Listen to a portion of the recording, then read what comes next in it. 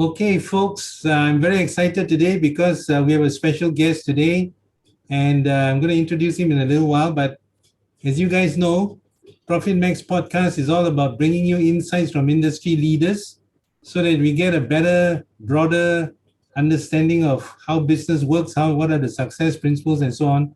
Real life examples, real life case studies with real entrepreneurs who have been successful in their own right, and not just theoretical stuff. Of course, my book is not all about theory, but still it's good to hear from individuals and get different perspectives. So today I'm very honored to have as our guest, no stranger, our founder of BFM Radio. I'm sure most of you know him, Malik Ali. Welcome, Malik. Thanks, Peter. Appreciate. Thanks for inviting me. All right, great. So maybe to kick things off, Malik, you could just tell us a bit about yourself, your journey into founding BFM, and how you built it up, and things like that. So give us a bit of insight into that. I guess BFM was the first love, but it was unrequited until later on. I always loved radio. As a kid, I'm not sure whether you remember, Peter, but there was a time when FM radio only started at 2 o'clock at night, 2 o'clock in the afternoon. Yes. And to tune it to 2 o'clock in the afternoon. At the time, everything else was AM radio. Yes. But yeah, I remember there was one just I think on one of the RTM channels at 2 o'clock. The FM radio will switch on, right? So, and that was the early days. I must have been like a single digit at the time in terms of age, right? So there was radio there. And then I actually, after a while, I found radio already, all was so excited about TV, not radio, right? Until I went to the UK for my undergraduate studies. And that's where I realized that radio can just be more than just this, public announcement, government channel, right? At the time, radio was liberalizing in the UK. There's some pretty really rebel radio stations out there. Okay. And so I was Was this the 1980s, Malik? Yeah, this was the 80s. This was the mid 80s. Okay. So early to mid 80s. I remember being there. So yeah, there's Radio Caroline and so on. And they were really rebellious. I thought, wow, radio could be really, really interesting. But I parked it for a while. I kind of did my law degree, and after that did my MBA and all that. But then this just before coming back, I remember just the year before I came back to Malaysia, I came back for the summer, and that was a time when the first first private radio station launched. It was called Time Highway Radio. Yes, I remember that. Yeah, and it was the first one, right? The rest before that was like radio, Radio 1, Radio 2, or Radio Biru, whatever it is, right? That was the first time, and I think that sort of sparked my imagination. I said, okay, I'm going to come back next year. This was 1994. I'm coming back in 1995. When I come back to 1995, let's explore this a little bit. Right? Let's explore this radio, whether I can start a radio station then. So I came back in 1995, but then there was something called, there was this guy, this guy called, what's his name? Ananda Krishnan. He got the satellite. License. Yeah, satellite license. But little do people know, but within that satellite license were also 6 radio station licenses. Oh, okay. They were not satellite; they were terrestrial radio station licenses, right? So I was just there. I'm like, okay, Ananda Krishnan got 6 stations. Here's Malik Ali just came back. How can you compete against a guy with that sort of resources? So I said, all right, if that's the case, let's just wait and see what happens, right? So yeah, so Astro launched. I think it was Miasat Broadcast Network, Hits FM, and then you had 6 stations, right? Hits FM, Mix FM. They even had Talk Radio, which they actually disbanded after a while. So that was I said, you know what? Just leave this industry for a while. Don't worry about it. We'll come back to it later when things pan out. So that was my first love with radio. And after that initial incident, I did other stuff in the meantime. Not some successful, some not so successful, but they were basically quite a lot of entrepreneurial stuff. The first one, I started a classifieds newspaper in 1998. Started as a classifieds newspaper. That didn't work out. And then I joined Job Street, and sort of help them sort of expand across Southeast Asia. The Job Street was probably one of the sort of very early success stories of internet companies in Malaysia. And yeah, that worked out quite well. Managed to kind of like pay off the loans that I incurred from from my first business days. From that first business. That first business was terrible. Was really tough. That was my first experience of almost like how it feels to be almost bankrupt. Because Wow. because it was the Asian financial crisis. Yes. Yeah, and it So that was the classified ads one, right? yeah. So there was a Asian financial crisis. Um, I was entering a market that shrank from probably about 400 million ringgit to about probably 60 million ringgit, right? So about Wow. 5% a market that shrank to 85%. No one Just was advertising, collapse. just collapsed. And I borrowed money to start. In those days, we didn't have venture capital in Malaysia, not that many. Really, actually, we didn't have any, like, no local venture capital company. There was one Hmm. international one. We had big deals. So yeah, it was basically borrowing from the bank and sort of starting this business. And when it didn't work out, I found out very quickly within 1 year that this was not gonna. I remember my whole revenue after spending about at least 800 million ringgit. About 1.3 billion ringgit. The whole revenue for the year was only 17,000 ringgit. 17. So after spending a million and a bit, right? So I had to close that down, and that was that was the first real sort of experience with entrepreneurship, Hmm. and it was a disaster. But you picked yourself up pretty well from Yeah, that. a bit lucky. I guess there's providence there. Obviously, someone's looking after me. When I joined Job Street, a co-founder of Job Street, a guy called Ng K Yip, as part of the deal to join Job Street, actually said to me, Malik, how much is your loan that you owe the bank? I said, actually, I was a bit modest. I said, I didn't tell him the true number. I said 200,000 instead of 300,000. And he gave me a check on the spot. Wow. Yeah, to pay off that loan. Wow. So my learning from that is honesty is the best policy. Don't be so next time if you owe 300,000, just say 300,000. So 100,000. So I still $100,000 debt, but that's manageable lah. That was manageable. I could pay it off after Wow. years. So he just gave you a no strings attached kind of thing.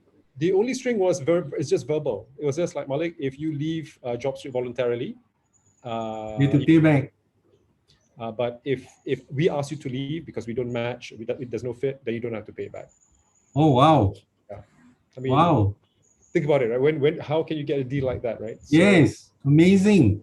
and guess what? He's still my business partner in BFM, and he's still my business partner in FiLife. So Oh, okay. gone on to do other things together. Great. Fantastic. So that was a great start of a great relationship. Yeah, Excellent. Okay. All right. So how old is BFM now? It's about what, 10 years? it's about 13 years. 13 years. Wow. Time flies. Yeah, time flies. Okay. So after being with Job Street for a while, there was a time when I wanted to expand my horizons a little bit. So I went into mobile communications with Maxis. I joined Yahoo in Singapore, but then I realized that I was getting a lot of feedback about radio in Malaysia. Radio in Malaysia was becoming, now we're talking about year 2006, 2007. This was about 12 years after radio. After Nyasat or Ananda Krishnan launched his 6 stations, right? Mm. This was 12 years later, and people were saying that hey, radio is a bit frivolous these days. It's just people having hearing people laughing about half jokes, and the jokes are not even funny.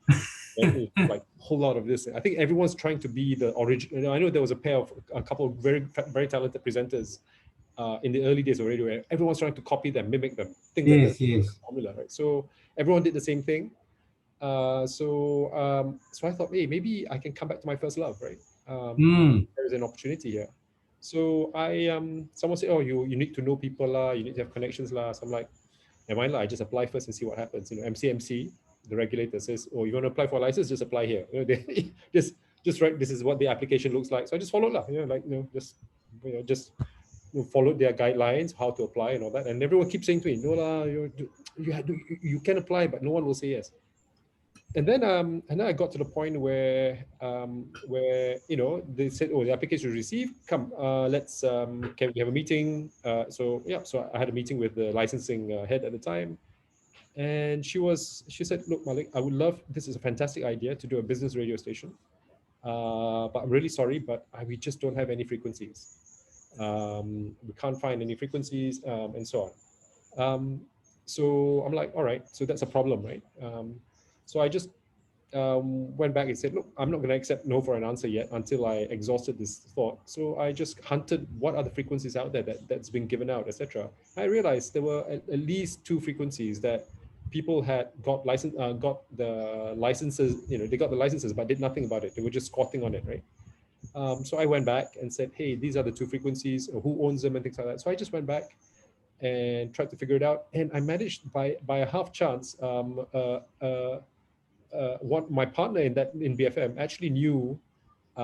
Actually, we were 1 degree removed from the communications minister at the time, which was Lim Keng Yek, right? Okay. So I managed to get a meeting with Lim Keng Yek, Tun Lim Keng Yek, he passed away now. And I said to him, look, we have this business radio station. It'll be of your MCMC and the board of MCMC, the board of commissioners said it's a fantastic idea. It will be of value to the country. But I have this stumbling block, which is frequency. These are, I know you have a couple of frequencies where people are not using. Do you mind figuring out something so that you can, so we can launch this business radio. And that started the ball rolling. And then a few months later, yes, I got the letter to say, right, we've got the frequency. Your frequency is now going to be 89.9. It's going to be Klang Valley for now until we get you, you apply for other frequencies around the country. But here you go, 89.9. So that's how BFM started. Wow, excellent. So perseverance pays, huh? Yeah, well, it's just not accepting, no for an answer until it's truly no, right? So I give you one set of perseverance that didn't work, right? So we started with 89.9. Ever since then, I was trying to apply for Penang, and I was trying to apply for Johor, and I haven't gotten that ever since day one, right? Until now. Yeah, until now. Wow. So, but again, never say never, still apply. And sometimes, I remember that sometimes it's just by, I think there was one evaluator who just got out of the wrong side of the bed that day, because the frequency is available, right? Was available. And just got out of the wrong bed that day, just didn't like what I presented. Seriously, it was literally like that. It was just like, so arbitrary, right? So you win some, you lose some. But until today, BFM is just a Klang Valley station, in spite of the value it brings to the whole country, I think, right? Yes. We are still limited to KL, and we've put so many overtures out there to, a few communication ministers. They have all, they all have different, other agendas, right? Which is, Yes. And it's crazy to me because what will it cost, right? To educate, you get free education for the whole of Malaysia. Yes. What's the cost to you? Actually, it's revenue to you. Actually, you taxes on your yes. In terms of taxes, in terms of your they get percent of revenue, but it costs nothing, right? But so it tells me that like you say, there's different agendas for different people, huh? Yeah, different agendas, and we. Because I think BFM does a great job, and I call it the thinking person station, no? Because you really have very good people, very good content, and very, very sharp as well, no? Very topical, and gets people thinking. Your team does a fantastic research behind the stories and all that. Yeah. And I wish we could get it out of the Klang Valley, that we can get it out of that 5-6 million people to 30 million, right? Yeah. So, and again, I've recently put this again forward to I've put forward the fact that, hey, allow us to beam from Johor into Singapore, right? And watch the investments come in. Yes. because but like for example, this morning you hear basically affirmation of Singapore, of Malaysia as a supply chain, as an important supply chain, supply chain. We're part of it, right? So it's so being able to beam from Johor and into Singapore, I think it'll be a great thing to show that Malaysians, hey, first we can speak English really well, maybe even better than Singaporeans at some point in time. I mean, for some better than some Singaporeans, and we have the industry backbone to do things. Yes, it's not even, but yeah, we have we have the industrial backbone to be able to support multinationals around the world. Okay, all right. Malik, I'm just going to switch gears for a while. Sure. I understand you're now in Singapore, right? Yes, I am. And you've been there for, I guess, a long time since the COVID started. Yes. Okay. Yeah. So But I have been here even so. I've been commuting from Singapore for the last 13 years since oh, I okay, started. okay, all right. So my weekly trips. I call myself the 1997 emigre, right? So when the Asian financial crisis happened, and when I joined JobStreet, I was tasked with regionalizing, expanding JobStreet across overseas markets, especially ASEAN. So I came to Singapore and started the Singapore JobStreet, and I stayed here. I've stayed here, well, pretty much not ever since. I came back to Malaysia for 2 years to work for Max's, but generally, I've been here since capital controls came, right? I just felt so trapped when the first set of capital controls came, when Malaysian ringgit couldn't buy anything outside the country. Well, it's so hard to buy anything outside the country with Yes, Malaysian. yes, yes. Yeah. So yeah, Okay. so I've been Yeah. away for that time. Yeah. So I was going to ask, since you're largely based in Singapore now because of the lockdown, Yep. and then your business basically here, Yep. how do you manage? How do you keep in touch with the team? How do you keep the wheels spinning, and how do you keep things going? Working remotely. Yeah. So it's a lot of, I think, it's BFM. The management structure is very what should I say? Very devolved, right? It's not central. Um, for example, your morning show is run by a team leader called Xiaoning from the Morning Run. Yeah, she's great. Yeah. So she takes pretty much, she makes 90% of the decisions, right? Ah, The other 10% of decisions, she might go to Amira, who's the general manager, right? 10% of decisions, and only in 1% of the decisions it flows back to me, right? Yeah, so it's great. So one phone call every 2 or 3 weeks, or if something urgent, just one 10-minute call. I'm there, right? So that's all that's needed, at least on my end. Amira's taken over all the operational responsibilities, hmm. and I just operate like a remote CFO, lah. Sign checks, have it Wow. just make sure that the balances meet, are healthy. Yeah. Try help figure out how we can do we have enough cash reserves to outlast the COVID, MCO, etc. Mm-hmm. Right? So I'm operating like almost like a remote CFO right now, whereas Mira is really handling everything. So and with I have a new venture too, which is called Firelight. Yeah. So I guess that allows you to free up some time to go into new ventures, huh? Yeah, Yeah. and But before we go there, I just want to stick with BFM for a while. sure. How did you get to this stage where you have given away so much autonomy and authority to the team, allowing them to function more or less quite independently from the sounds of it, so that it frees up your time? What were some of the key milestones or whatever you want to call it, that got you to this stage where it offers you quite a fair bit of freedom? I guess it's empowerment. We've always had that. Hmm. Days I'm a great believer of splitting up the team into small units, and BFM lends itself very well to it. I came from a consulting background. In consulting, it's rare that you have teams more bigger than 6 people. Right? Hmm. So when we tackle a client project, it could be 2 people. It's never one. it's at least two, but generally not more than six, right? Mm. When you do client projects. And the reason why, and that's the reason, so I kind of like for BFM, it lends itself quite well to that kind of denomination. So the morning run team is about eight people, 9 people, right? A bit bigger than usual, but but that's okay. Our events team is 3-4 people. Our evening edition team is about 5-6 people. So they're able to manage themselves. And what you need to do is identify. What I need to do is identify, the potential leaders amongst them, the potential managers, good managers amongst them, Mm. and then in a way support them, right? Support them in terms of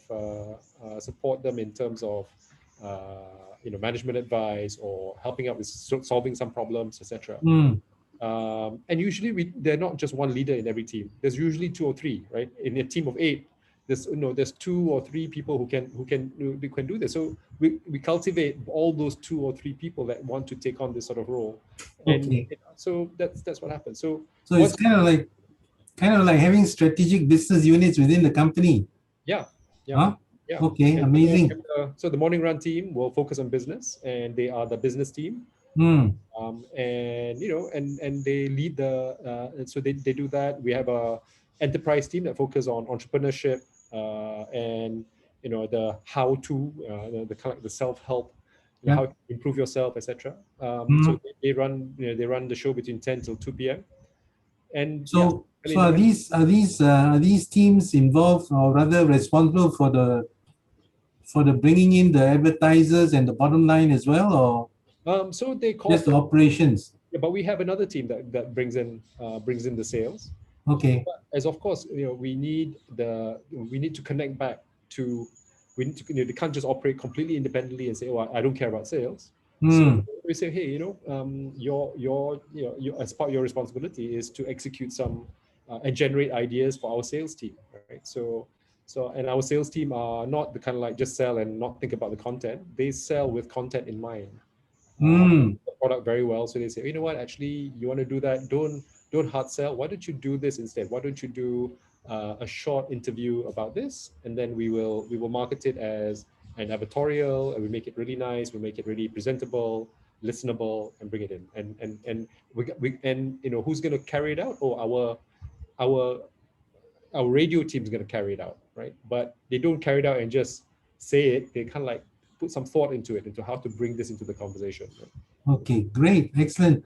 And how long did it take you to get to this stage of I think gradually, I think probably about by year 2015, I think there was already that sort of sense that, there are teams that can go on their own already, right? 2000, mm, we're talking about sort of seven years down, 7 years down. By 2018, it was complete, right? So it was complete. So but within okay, 10 years, it was done. great, great. No, so I noticed, I mean, this is my observation, I may be wrong, but I noticed that BFM as an entity, as a brand, as a what you want to call it, has a lot more strength than any particular individuals, although you have got a lot of talents, no? So Mhm. it's like a Manchester United or Liverpool team, even though you got the Harry Kanes and whatever the star players, but you're still very much the brand. So that if people like Melissa Idris or Sharad Kuttan get pinched or whatever, Yeah. you can still run, and you're going to attract new talent like Shao Ning and Philip and all that, no? So Yeah. fantastic. Yeah. Yeah. It's not Excellent. easy, I must say, Peter. I mean, these are great talent who sometimes who leave us, right?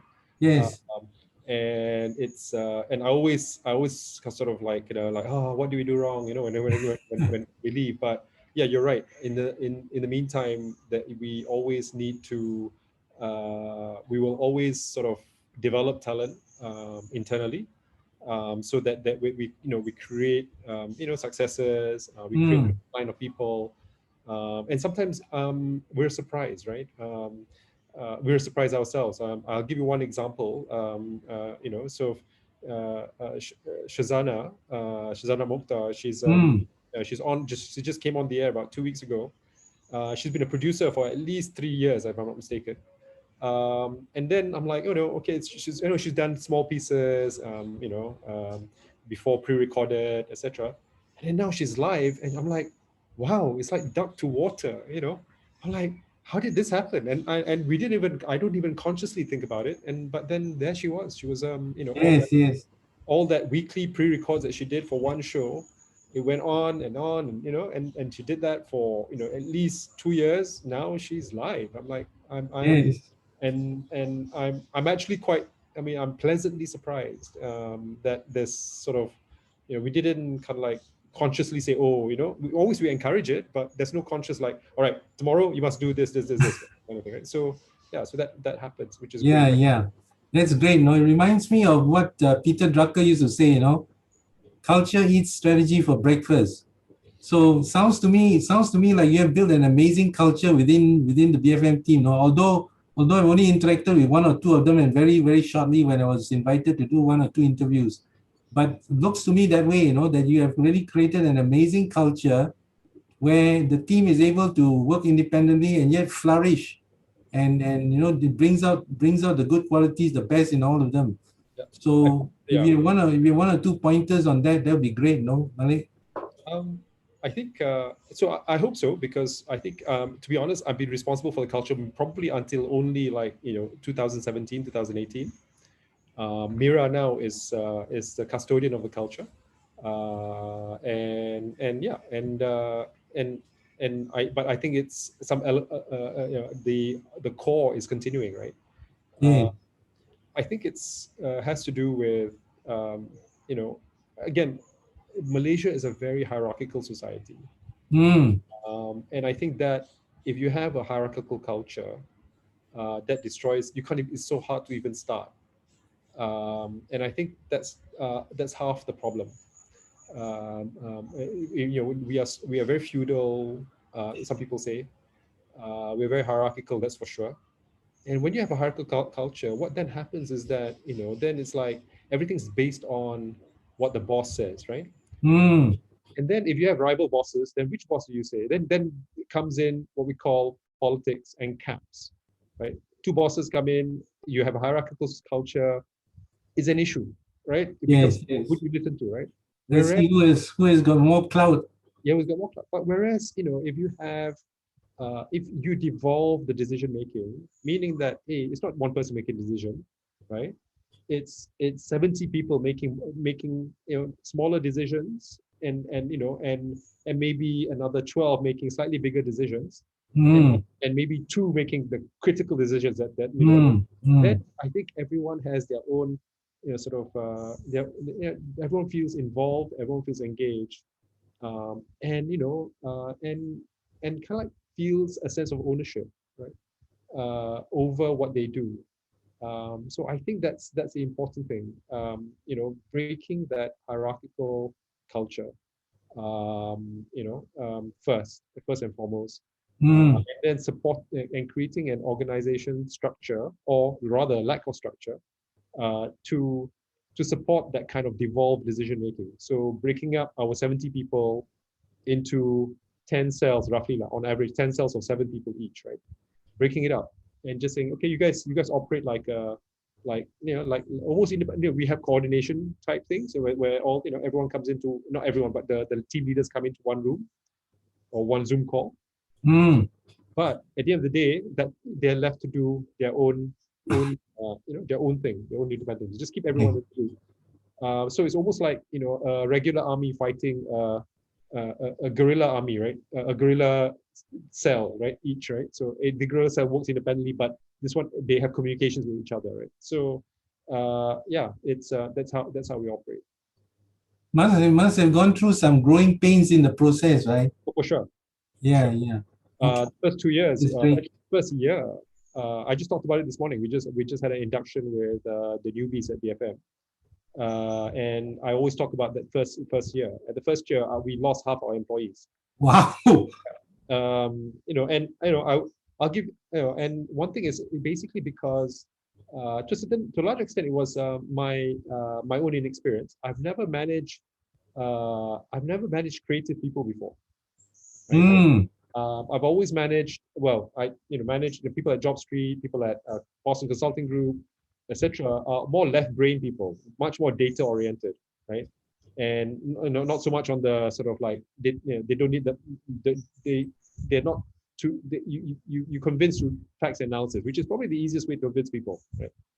Um, the but the when you manage creative people, you are basically not just managing them, you're managing their, people are very possessive, very proud, very in very vested. Sensitive.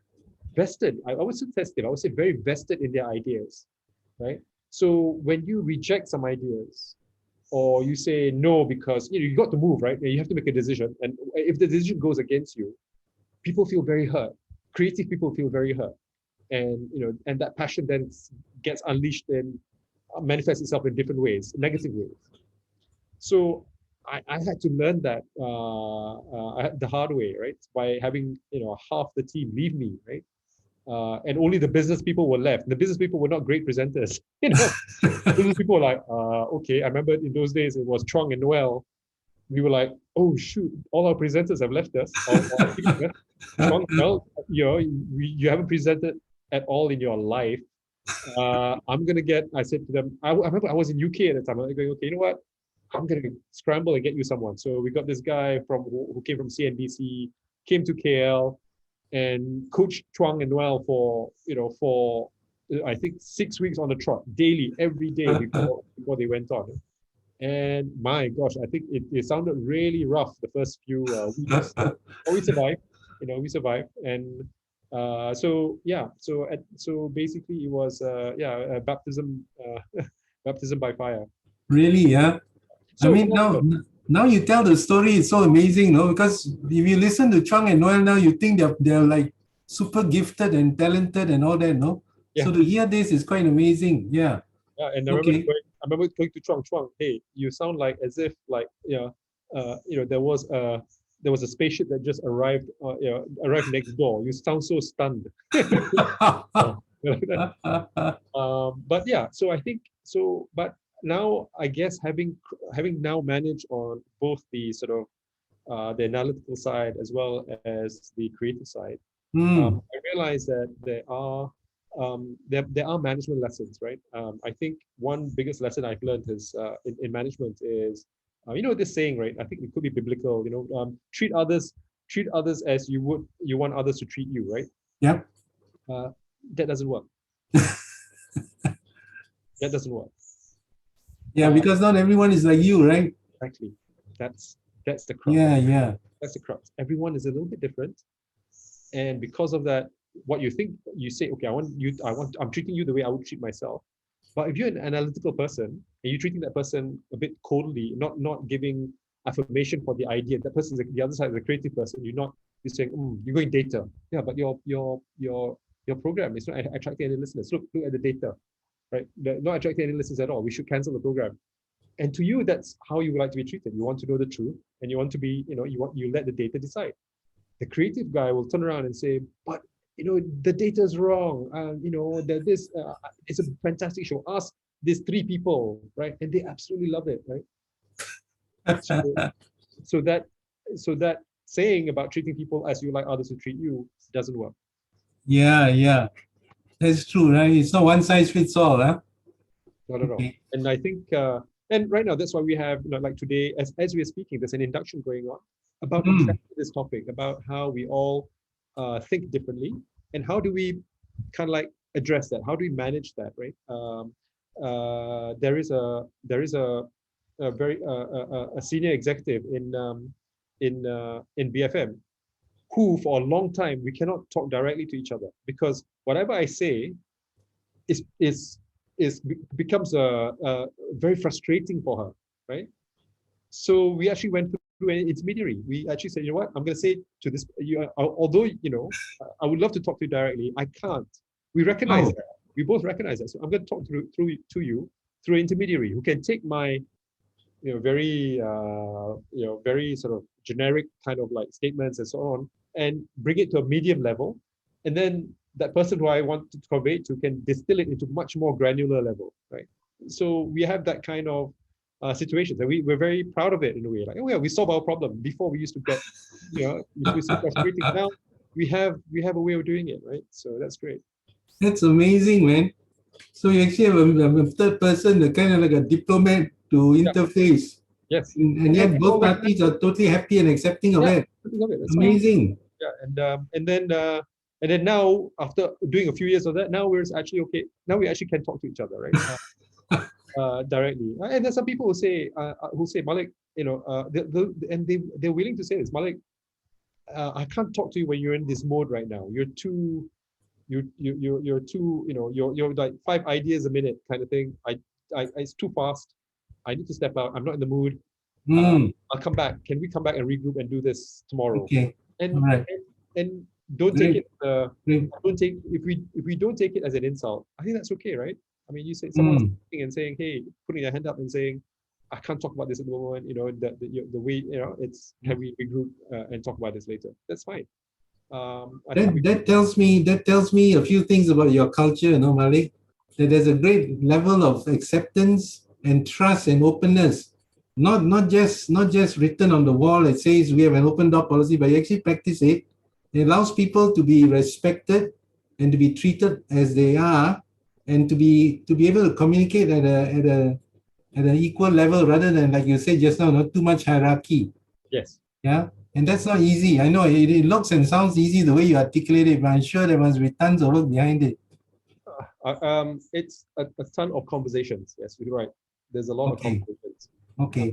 because sometimes And those conversations, I guess, take a lot of courage as well, right? Because I'm sure they're not your coffee conversations, no? It's no, they're probably not. very deep kind of conversations. Yeah, there are times when before I pick up the phone, I'm like saying, okay, you know what? You have to really structure a conversation. You have to say, okay, what are the this is a painful point I need to address, but it has to be addressed. So yeah, so I go through some of those conversations. I mean, I had one last week. So as I say, my 1% time, right? Sometimes it's those crucial conversations with key people. And so I had one of the conversations last week, and I fessed up. I apologized. It was my, I made an error, right? And I was trying to retrieve a situation. So we resolved it. Amazing. Okay. All right. Any last thoughts or words of advice for our audience who are largely business owners and entrepreneurs before I let you go? Um, I guess it's yeah, it's people have a lot to contribute. I think for us, we as their bosses, as their managers, whatever it is, right? I think uh, we got to allow the autonomy. We got to devolve decisions. It's so I think that's my thing. It's trying to harness everyone's uh, potential, and the way to do that is to really allow them to make decisions, allow them to sometimes make mistakes, um, and and and and we got to get comfortable with that because you know otherwise you're doing everything. I have counseled. I'm an advisor to some one individual I know, um, and yeah, and uh, power is not power. Management is so centralized, and he makes all the decisions, right? And to a point where I guess he cannot, he cannot retire. And now when he's looking for people, it's really hard because because you are so you are the central point that anyone new coming in, all the employees look and go, who are you? You know, even if you're number two, like who are you? We know more, but we just think so. It was very hard to cultivate that. And I remember at every meeting, everyone was so quiet, right? Everyone was so quiet. And I joined the meetings. I joined in the meetings. I tried to encourage a bit of this, but I tried to encourage the discussion. I tried to encourage the thing, but unfortunately, it was not going to work because I attend these meetings once as a director once in 3 months, but in the intervening time, the culture was very like there's little forgiveness for failure, and there's no decision making that goes. So everyone floats up the decision to the owner, right? Which Hmm. can work. I mean, it can work, but you can't scale. So Yeah. yeah, you can work, but you can't. It's very hard to grow big because Hmm. because to grow big, you have to you have to delegate decisions so that you can do the business development, right? You can build more businesses, etc. Yeah, yeah. That's why I like to talk about evolving leadership, no? Because your leadership style when you had 5 people, and your leadership style when you have 50 or 150 people has to evolve and change. Yeah. Otherwise, you're stuck back in those days, you know? If Yeah. and I must tell you, Peter, I haven't managed more than 100 people before, right? I've managed only 70 people. I've never managed more than 100. I worry. I'm not tested, right? When I'm managing 100 people, right? So guess what? Since I'm in my approaching my mid 50s already. I'm like, do I start afresh and try to manage 100 people, or do I start businesses small and try grow them to 70 people? So I chose the latter, meaning I prefer small things. I know how I know I you know sure, I like to learn new things, but managing 100 people doesn't sound like a fun thing to do. So I'd rather manage 5 people and grow it to 70, right? So Yeah. I'll stay in that sphere for a while. Yeah. That could be a wise decision, no? Because I don't know whether it's a theory that is correct, but from my own experience, those days when I was in advertising agency, which we talk about managing creative people, right? The advertising agency is all about creative people. And I remember my first job was with O&M. And at that time, it was very familiar. There were about 70, 80 people, and it was fantastic. Then I left and came in a couple of years, and the number of people had doubled to 100 over. And it was very different, no? It was like people are more formal, more distant. I mean, it was still wacky in the sense of a creative age. I mean, it was an ad agency, but it was a very different O&M from my first encounter. So maybe you're right, no? Yeah, okay. All It's right. like law firms, right? When they get too big, they tend to fight. Mm. Yeah. I mean, you got law firms now trying to be a digital bank, Amazing. Okay. Maybe one last question, Malay. Looking at, the whole situation with the pandemic and the lockdowns and all that, and so many SMEs are challenged, and how do you get business when your business is shut down and for long periods and all that? What advice would you give to small businesses, SMEs, no? Yeah. This part is really hard because um, uh, I guess my experience has been a 97 crisis, right?